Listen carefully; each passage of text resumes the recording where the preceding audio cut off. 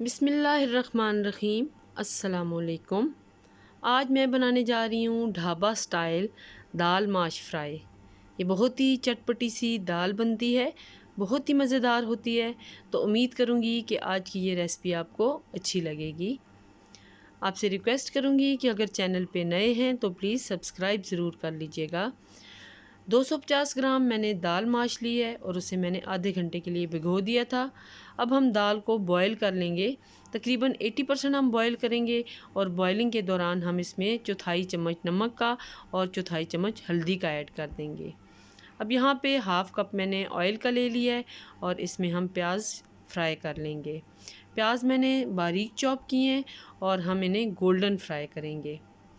अच्छा, एक टिप ये है कि जब आप दाल को पानी में भिगो के रखें तो अच्छी तरह से मसल कर उसमें से जो स्टार्च होती है वो ज़रूर निकाल दें, उससे दाल आपकी खिली खिली बनेगी। यानी अगर आप दाल को बॉयल ना भी करें तो दूसरी सूरत में भी दाल बहुत ही परफेक्ट बनेगी।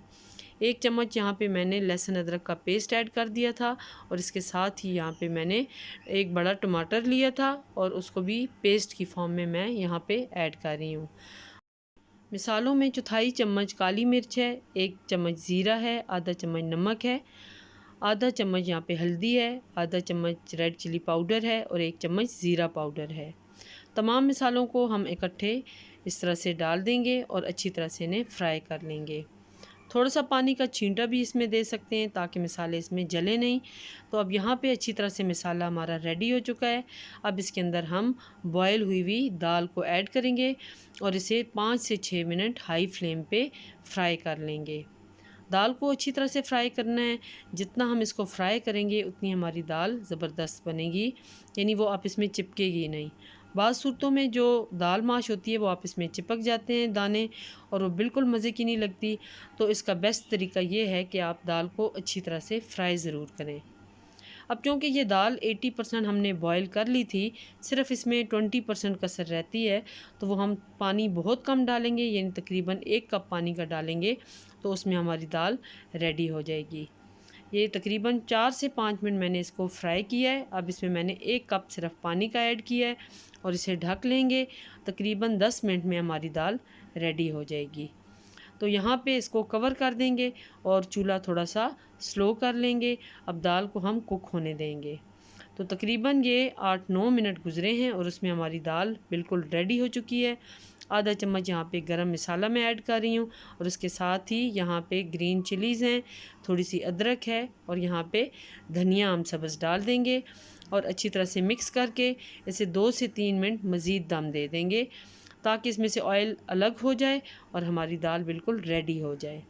तो इस तरह से ये बहुत ही झटपट सी दाल बनती है। आप इसे ज़रूर ट्राई कीजिएगा और यहाँ पे हम इसे सर्व कर लेंगे। बहुत ही मज़ेदार सी चटपटी सी ये हमारी दाल तैयार हो चुकी है।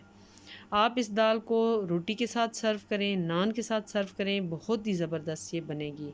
और उम्मीद करती हूँ कि आपसे भी इसी तरह की बनेगी दाल अगर आप तमाम स्टेप्स को फॉलो करेंगे। एक बात का ज़रूर ख़्याल रखिएगा कि जब आप बॉयल करें तो अगर पानी थोड़ा रह जाए और दाल आपकी रेडी हो जाए तो आप बेशक उस पानी को रिमूव कर दें, क्योंकि इसके अंदर काफ़ी बादी होती है तो वो बादीपन भी इसका कम हो जाता है। यहाँ पे हम इसके अंदर लेमन ऐड कर देंगे, लेमन के साथ सर्व करेंगे और खाते वक्त इसके ऊपर आप लेमन को ज़रूर निचोड़ लें, इससे दाल और ज़्यादा ज़बरदस्त हो जाएगी। तो ये मज़ेदार सी दाल रेडी है। उम्मीद करती हूँ कि आज की ये रेसिपी आपको अच्छी लगेगी। दुआओं में याद रखिएगा। अल्लाह ताला आप सबका हामी और नासिर हो। अल्लाह हाफ़िज़।